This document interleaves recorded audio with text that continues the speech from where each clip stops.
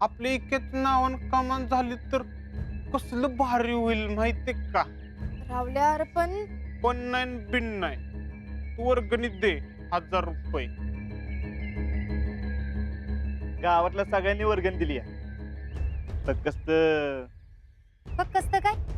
शीतलच्या घरच्यांनी ना दिली.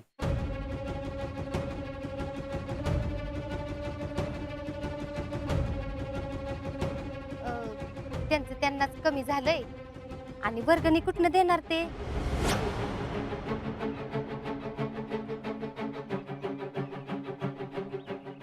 हे बघा, तुम्ही असं लोकांना भावुक करून त्यांच्याकडनं पैसे गोळा करू नका.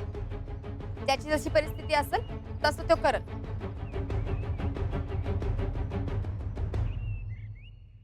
होय होय, आता हिच्या घरच्यांची तशी परिस्थिती असती तर 1000 काय 10,000 दिले असते. पण आता नाही ना, मग काय करायचं? हो फेडरेशन अध्यक्ष, बाकीच्यांचं राहू द्या, तुमचं काय ती बोला. हे देणार तुझे पैसे, हे नुसतंच आपल्याला ऐकवणार. जाऊ दे भैया, चला. चला येतो.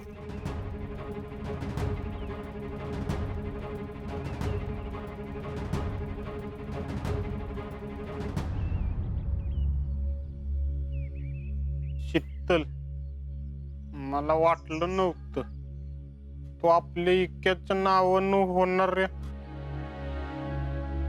कमानीला विरोध करशील. रावल्यावर रावल्यावर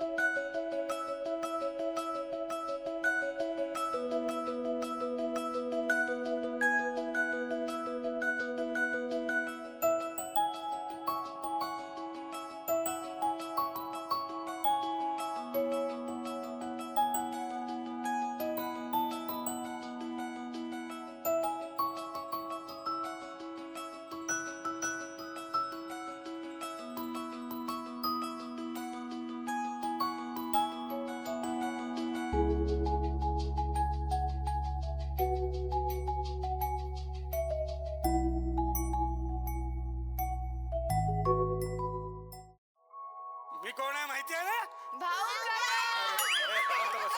सॉरी हा टीचर. हा मला सांग, एकत्र कुटुंब पद्धती म्हणजे काय? आई आणि बाबा काय ग, 2 उदबत्त्या? होय, अगं कशाला, एकात भागलं असतं की. मला कायमच 2 उदबत्त्या लावायची सवय आहे. आमच्या घरी बी मी 2च उदबत्त्या लावते, म्हणून ही बी. अगं आधी तुमच्या घरात दुकान होतं ना, तवा सवय असेल. पण आता लावत असतील का 2-2 काड्या? तसं नाही, आमचे नाना लई मनापासून करतात देवाचं सगळं. भाई बाई, माझा भाऊ लई श्रद्धाळू. पण काय करायचं, परमेश्वराने त्याच्यावर कशी परिस्थिती आणली. म्हणजे बघ की. मामी, देवानं या परिस्थितीत टाकलं तसं त्योच आपल्याला या परिस्थितीतनं बाहेर बी काढत.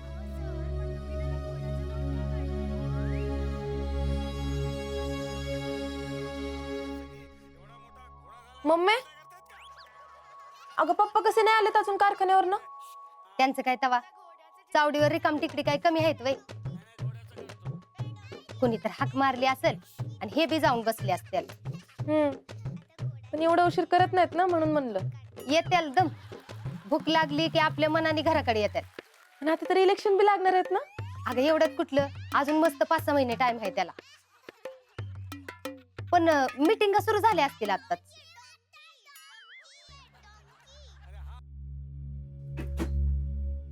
काय हो, अहो किती वेळ झाला, कुठं होता?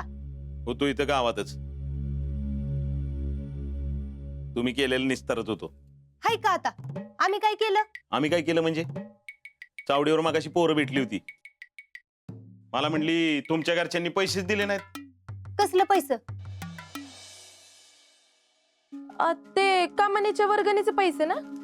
होय, तेच पैसे. अगं एवढं कळतंय तर द्यायचे होते ना पैसे. आता ग भैया, एवढं चिडायला काय झालं तुम्हाला?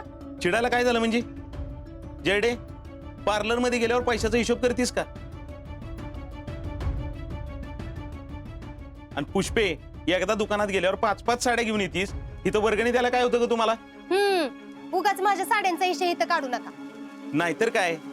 अगं कुठं चेंगटपणा करावा, कुठं हात मोकळा सोडावा, काय कळत नाही बघ तुला. हाय का बाई, मी कुठं नाही म्हणले पैसे द्यायला. मग हेच नको म्हणली. का ग शीतल? वय म्हणजे मी त्यांना म्हणलं की बळजबरी करून पैसे गोळा करू नका म्हणून. अगं पण शीतल, आपणच नाही द्यायचं म्हणजे कसं होणार?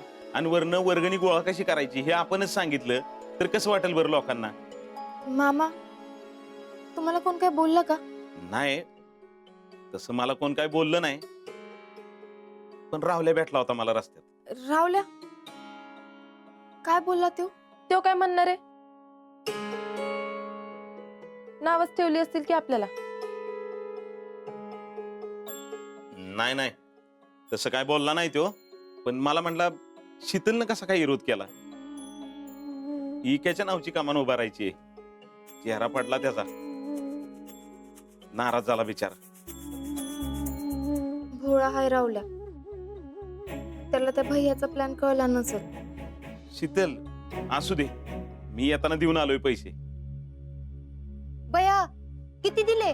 किती त्याला पाहिजे होते का? हाय का आता मलाच विचारा उलट. नाहीतर काय मग, मला जेवढे द्यायचे होते तेवढे मी देऊन आलो. आणि पुन्हा असं वागू नका. वर्गणीचे पैसे वेळची वेळी देत चला. 4 माणसात ओळख आहे आपली. पुष्पे, तुला तर फेडरेशन अध्यक्ष म्हणून ओळखतात. मला टोमणे मारायची काय गरज नाही. मी मस्त द्यायला तयार होती. शीतलच नको म्हणली. वय पप्पा, मला बी लई कसं तरी वाटत होतं. पण आता या घरात माझं कोण ऐकणार आहे तेव्हा? झालं, पराचा कावळा कसा करावा नाही हे तुमच्याकडनं शिकावं. कुठला विषय कुठं नेऊन ठेवायला माहिती की काय माहित. काय बी झालं तरी सगळं खापर आमच्याच माथ्यावर फोडा. रावल्याला भेटून आपणच त्याला लवकरात लवकर समजवलं पाहिजे. नाहीतर शीतल, असू दे, लय विचार करू नको. वय तुम्हाला भूक लागली असेल ना, मी जेवाय वाढते तुम्हाला. चल, मी आलो हात पाय तोंड धुवून.